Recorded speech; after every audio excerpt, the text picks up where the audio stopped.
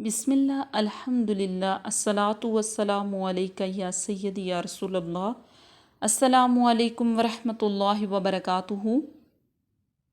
क्या हाल है व्यूवर्स, ठीक हैं? उम्मीद है आप अपने घरों में शाद होंगे, आबाद होंगे। आइए तजवीदुल कुरान में सबक नंबर 10A में आज हम पढ़ेंगे जीम, शीन और या का मखरिज। ये हरूफ़े शजरिया हैं।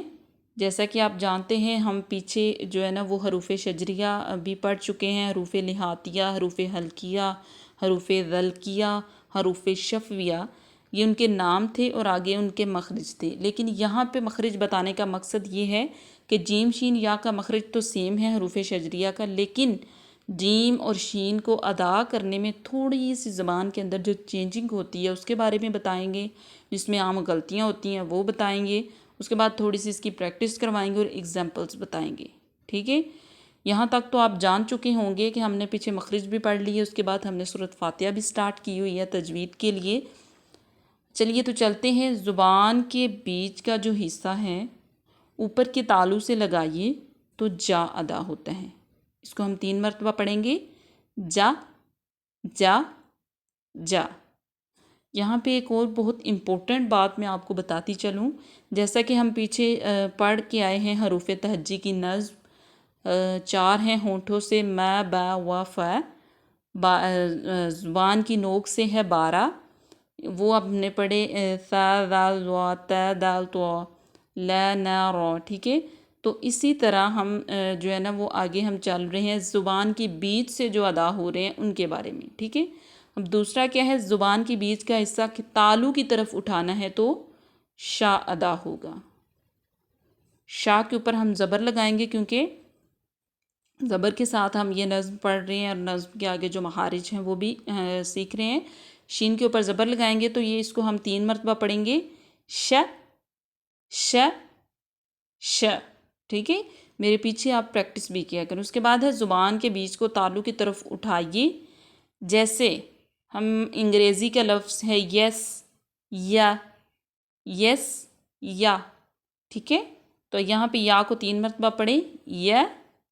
या माशाल्लाह। उम्मीद है आपको बहुत अच्छे तरीके से समझ आई होगी। हम अपनी नेक्स्ट जो है ना वो वर्ड की तरफ चलते हैं। यहाँ पे लफ्ज़ है आई। या के ऊपर जज़्म है, या साकन है। जैसे इंग्लिश का लफ्ज़ है दुबई, तो इसमें एंड पे आता है ना आई, दुबई। इसको हम ऐसे पढ़ेंगे आई आई आई। आई नहीं पढ़ेंगे, आई। या की सही आवाज़ आए वाज़िया तौर पे। ठीक है, आम गलतियाँ हम इसमें क्या करते हैं, जब या के नीचे ज़ेर होती है यानी कि ये, उसको कहते वक्त मखरज को मत बोलना है, ई नहीं कहना, ये कहना है। ठीक है, ई कहने से गुरेज करें, बल्कि ये कहें ताकि मखरज सही तरीके से अदा हो जाए। उसके बाद हम प्रैक्टिस करें आई आई आई। उसके बाद या यू, या यू, या यू।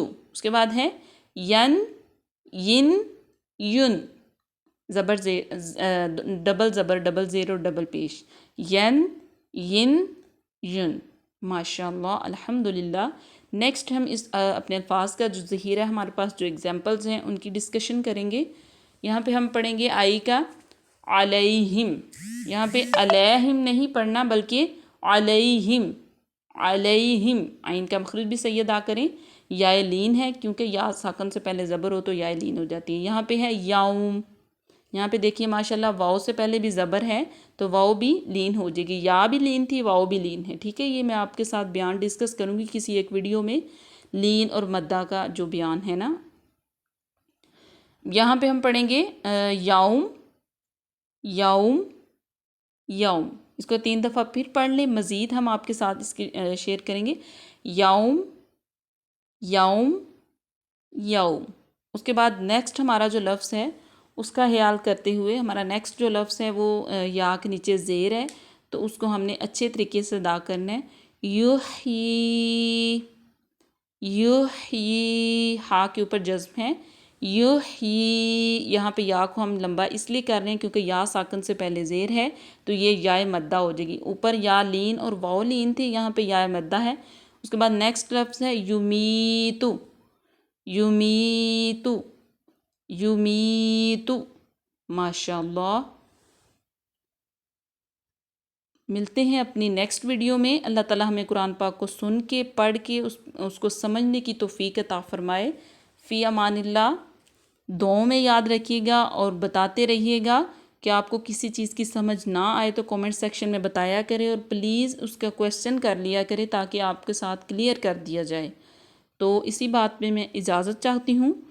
انشاءاللہ ملیں گے اپنی نیکسٹ ویڈیو میں. دعاؤں میں یاد رکھیے گا. فی امان اللہ. لاسٹ میں آپ کو بتاتی چلوں کہ میرے چینل کو وزٹ کریں، شیئر کریں، لائک کریں اینڈ سبسکرائب کریں.